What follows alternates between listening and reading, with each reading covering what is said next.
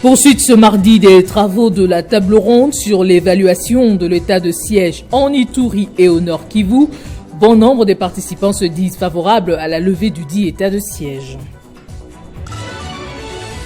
Une dizaine de morts et plusieurs disparus sur le lac Lukeni, bilan provisoire d'un naufrage ce 15 août à Mai-Ndombe, confirmation du vice-gouverneur de cette province. Nous allons également parler du lancement au Lualaba de la campagne de sensibilisation sur l'allaitement exclusif au lait maternel. C'est en marge de la Semaine mondiale de l'allaitement. Et aux États-Unis, des incendies font rage ces derniers jours à Hawaï. L'on compte déjà 9 morts, un bilan qui pourrait doubler cette semaine selon les autorités. C'est l'heure du journal et c'est sur Télé 50. Merci de nous suivre. Les travaux de la table ronde sur l'évaluation de l'état de siège en Ituri et au Nord Kivu se sont poursuivis ce mardi. Pour cette deuxième journée, les participants, à savoir députés provinciaux et membres de la société civile de ces provinces, étaient en commission autour de 3 options: la requalification, la levée ou le maintien de l'état de siège. Prenant part à la commission consacrée au maintien, certains élus de l'Ituri mécontents ont quitté la dite commission, se disant favorables à la levée de l'état de siège. Le constat de Christian Kalonji qui était sur place.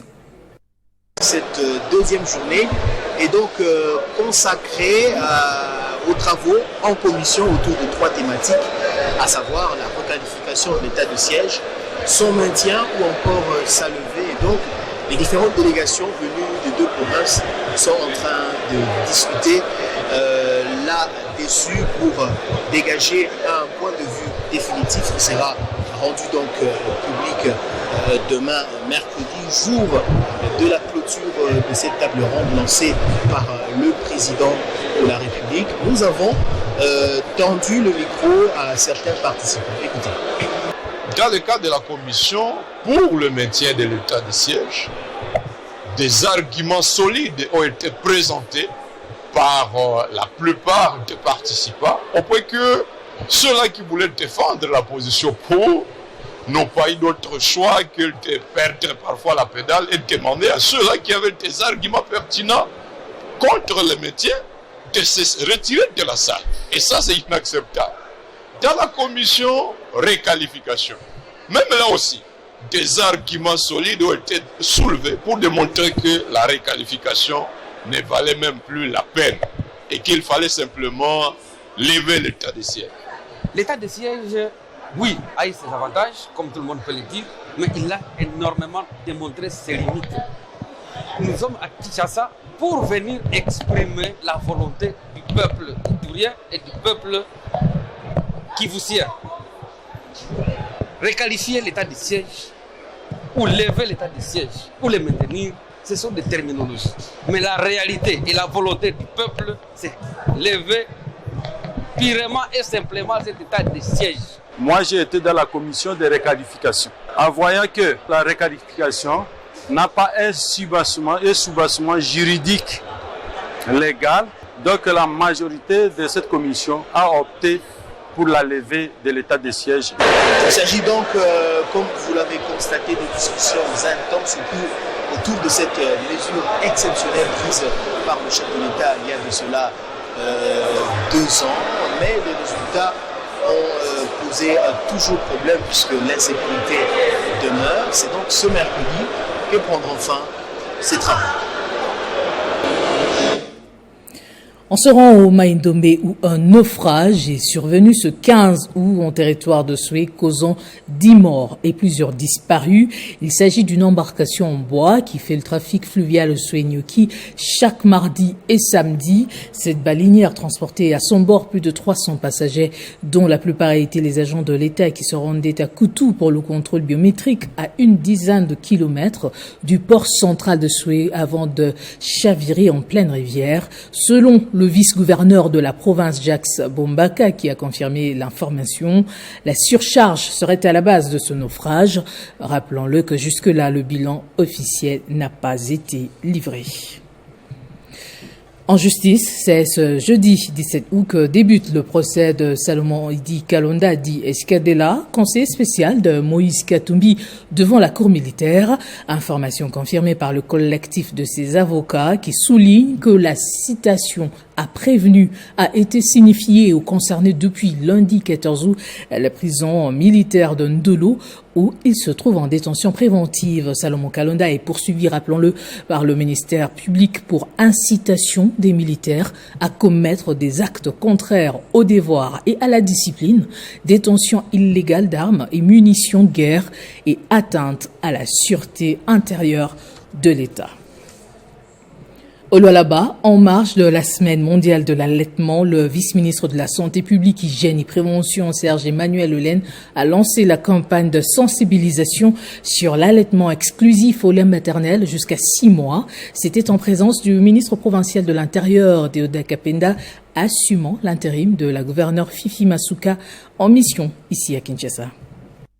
Arrivé lundi dans la soirée dans la province du Lualaba, le vice-ministre de la Santé publique, Hygiène et Prévention, Serge Emmanuel Olen, a lancé ce mardi à Kolwezi la semaine mondiale de l'allaitement maternel. C'est au marché central des Kanina, dans la commune d'Edilala, que les autorités provinciales, civiles et militaires se sont réunies pour assister au lancement de cette campagne de sensibilisation sur l'allaitement exclusif au lait maternel jusqu'à 6 mois. Organisée par le Programme national des nutritions avec l'appui de l'UNICEF, cette campagne qui se déroulera sur toute l'étendue de la République du 14 au 21 août a pour objectif de sensibiliser les femmes sur les biens d'allaitement maternel des bébés jusqu'à 6 mois. Prenant parole à cette cérémonie, le docteur Serge Emmanuel Olen a indiqué que le chef de l'État, Félix Tshisekedi, accorde une place des choix à la santé de la population depuis son avènement au pouvoir à travers la couverture santé universelle. Nous sommes réunis ici pour lancer la célébration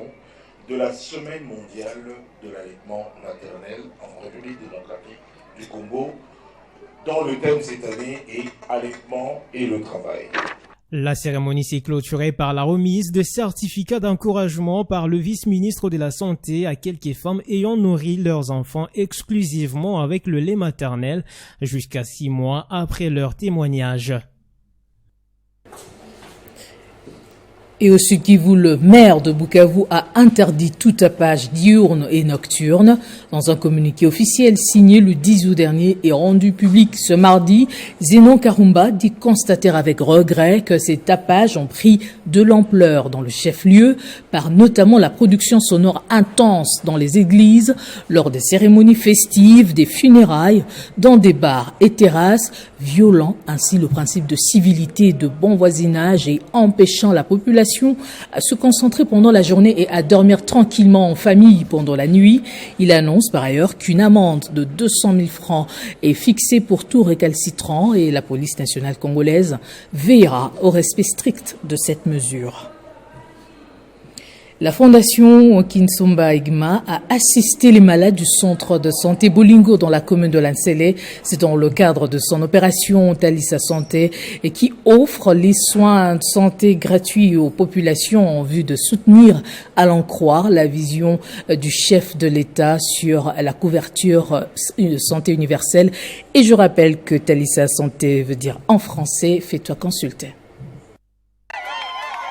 Soucieux de participer à la vision du chef de l'État en ce qui concerne les soins de santé de qualité, la fondation Kizomba Igma a assisté les malades du centre de santé Bolingo au quartier Manenga dans la commune de Lansele. L'initiateur de la dite formation a de prime abord échangé avec l'assistance dans un message dénommé Talissa Santé en offrant les soins de santé gratuits avant de visiter les installations du centre et remettre les médicaments. C'est dans le cadre de renforcer la vision du chef de l'État en ce qui concerne la couverture santé universelle qu'on a voulu offrir à la population de ce coin du pays des soins gratuits dans le cadre de notre fondation qui s'appelle la fondation Igma Kinsomba.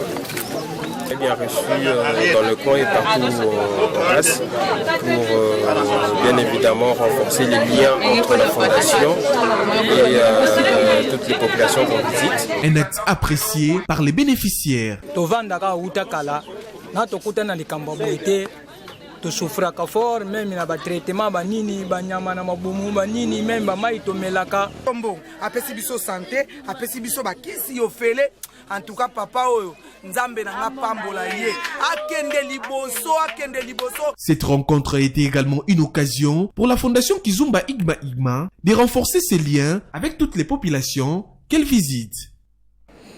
Et puis le président national de la fondation Kitoko, installé à Kinshasa, a entamé une série de remises des motos à ses bases. Cette fois, Marc Kilenge Toko a fait le don au quartier Mikelenge dans la commune de Mongafula. Images et commentaires. Il a promis, il a fait, c'est les mots magiques qui répétait sa base à l'entame de cette série de remises des motos, exercice louable auquel s'est lancé Marc Kilenge Toko, président national de la fondation Kitoko.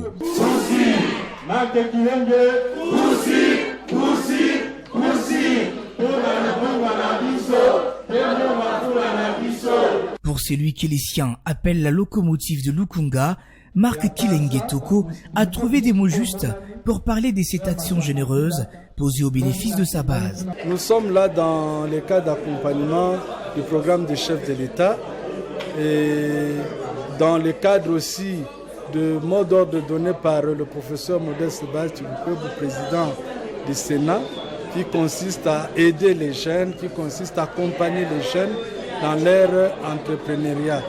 Nous étions ici au mois de février pour donner une formation sur l'entrepreneuriat des jeunes. Il y a eu pas mal d'initiatives, il y a eu pas mal d'idées qui ont été données, mais l'essentiel était de trouver quelques unités de production à donner aux jeunes afin qu'ils se prennent en charge. L'étape de remise des motos a succédé une série de formations en entrepreneuriat organisées gratuitement en faveur de siens.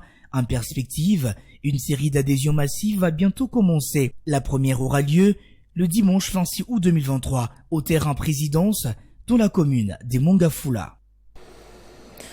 Pendant son séjour au Kasaï oriental, où il s'était fait accompagner de son collègue du budget, le ministre des Finances, Nicolas Kazadi, a assisté à la sortie officielle d'une structure portant son nom. Celle-ci a pour but d'accompagner les jeunes du territoire de Miabi dans l'entrepreneuriat pour booster son développement. Les amis de Nicolas Kazadi, c'est le nom de cette nouvelle structure qui a vu jour au Kasaï oriental et qui fait partie intégrante de la Ligue des jeunes de l'IDPS, avec pour objectif de promouvoir le développement du territoire des Miabi par l'entrepreneuriat des jeunes, mais aussi accompagner les ministres des Finances de la RDC dans tous ses projets en faveur de son territoire d'origine. Le but ultime, selon son coordonnateur, est d'œuvrer pour accorder un second mandat au président de la République, Félix Tshisekedi. Ces événements se focalisent sur le développement de notre territoire, en particulier, et de toute la province du Kasaï oriental en général. Présent, le ministre des Finances s'est engagé à accompagner ces jeunes pour lutter contre le chômage qui bat son plein dans cette entité située au centre du pays. J'ai entendu toutes vos doléances, mais vous devez quand même savoir que nous ne pouvons pas tout faire en un seul jour. Nous avons dans ces pays les programmes dénommés 145 territoires et les nôtres à bénéficier de beaucoup de projets, ça c'est sûr. En séjour au Kasaï oriental, le ministre des Finances Nicolas Kazadi s'était personnellement déplacé pour Chilundu dans les territoires des Miabi pour la sortie officielle de cette structure portant son nom. L'argentier congolais était accompagné par le ministre d'État en charge des billets, Aimé Bougie. Deuxième session ordinaire du projet de facilitation du commerce et intégration dans la région des Grands Lacs, conduite par le Conseil consultatif national sous tutelle du ministère du Commerce extérieur. Ces assises ont eu lieu ce mardi au Fleuve Congo Hotel avec comme objectif le suivi des activités et la préparation de la réunion du comité interministériel de pilotage. Cette session a pour objectif essentiel d'évaluer l'état des mises en œuvre des activités du PFCIGL pour le deuxième trimestre de l'année en cours et de faire des recommandations nécessaires pour la poursuite de l'implémentation, et c'est, après la première dont le point important était de doter au CCNPFCIGL d'un PTBA pour l'exercice 2023. En prépare le secrétaire général du commerce extérieur, qui est également président de ces conseils consultatifs national, avec tout son bureau, ainsi que les points focaux des différentes administrations. Le CCN aura aussi la charge d'adopter son plan d'action pour le second semestre 2023. Il s'est de rappeler que la réunion de ce jour a un double objectif, à savoir le suivi des activités du PFCIGL et la préparation de la deuxième réunion du comité interministériel de pilotage du PFCIGL. C'est ainsi qu'il est attendu de chacun de nous une participation active au débat et à recueillir des avis, amendements et propositions sur le compte rendu de la mise en œuvre du plan de travail et budget annuel qui vous sera présenté au cours de cette réunion. Les conclusions de nos travaux constitueront un soubassement pour le comité interministériel de pilotage. Cette session a en outre permis aux participants d'être informés des conclusions et des recommandations formulées par la mission de supervision du PFCIGL, aussi l'opportunité d'examiner les projets d'arrêté portant son organisation et son fonctionnement. Dans la province de la Tchopo, l'archevêque métropolitain de Kinshasa, le cardinal Fridolin Ambongo a présidé la cérémonie du sacre de l'évêque auxiliaire de Kisangani, Monseigneur Léonard Djadin Djaté. C'était au lycée Mapendano devant un parterre d'invités. Regardez. C'est un moment fort, plein d'émotions et très significatif qui symbolise l'entrée dans le champ de moisson de Monseigneur Léonard Djadi. Cette onction d'huile couronne la tête de l'évêque auxiliaire, signe de feu et de sagesse pour la lourde mission lui confiée, celle de l'unité des peuples de Dieu. Dans sa prédication, le cardinal Fridolin Ambongo insiste sur la mission et le rôle que joue l'évêque auxiliaire. Présent à cette rencontre, le représentant du chef de l'État exhorte l'heureux promis à une franche collaboration entre l'Église et l'État. Pour sa part, l'évêque auxiliaire remercie le pape François pour la confiance placée à sa modeste personne et promet de travailler pour le rayonnement des âmes. Je vois dans cette nomination les signes de la confiance du pape François en la jeunesse congolaise. Ma mission à côté de vous sera de servir l'église de Kisangani, de participer à sa sanctification, à sa croissance spirituelle. Auxiliaire, je serai votre visage à votre absence. La gouverneure de province prend part active à cette cérémonie et souhaite la bienvenue à l'homme de Dieu en lui remettant une Jeep Prado TX pour sa mobilité. À noter la présence remarquable du ministre de l'aménagement du territoire Guilo Ndomboyo, des nonces apostoliques, des autorités politico-administratives, tant nationales que provinciales, ecclésiastiques, ainsi que plusieurs fidèles catholiques venus de tous les coins. La remise des cadeaux a clôturé la cérémonie à la grande satisfaction de tous.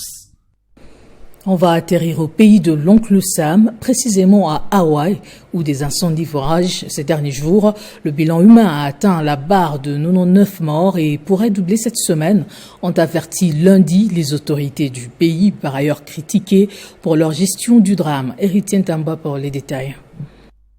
Situé dans l'océan Pacifique, à 3900 km de la côte californienne, Hawaï compte encore ses morts après plusieurs incendies fulgurants, dont l'un a réduit en cendres une ville historique de l'île des Maui et risque de devenir la pire catastrophe naturelle de l'histoire récente de l'archipel américain. Je suis resté sur le toit et j'ai essayé de combattre les flammes pendant 3 heures, mais je ne pouvais rien faire.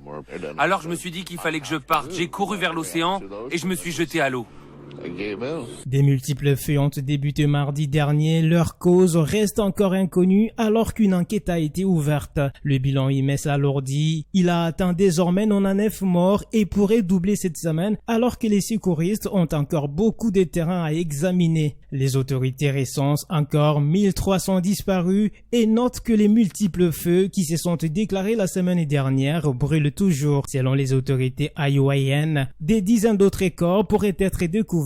Les incendies, dont certains n'ont pas encore été totalement maîtrisés, sont déjà les plus meurtriers aux États-Unis depuis plus d'un siècle.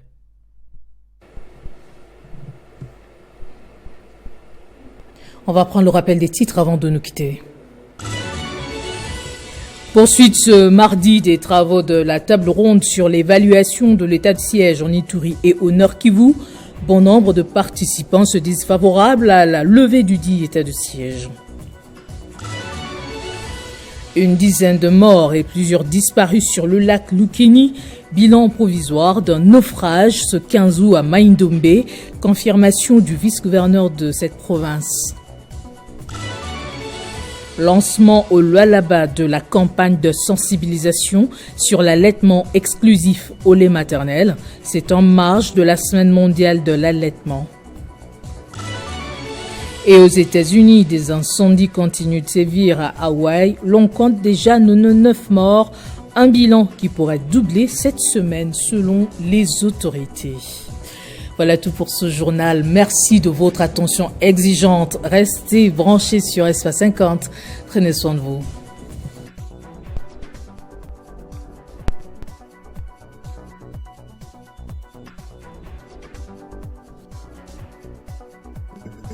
Retrouvez toute l'actualité en continu sur www.tele50.cd.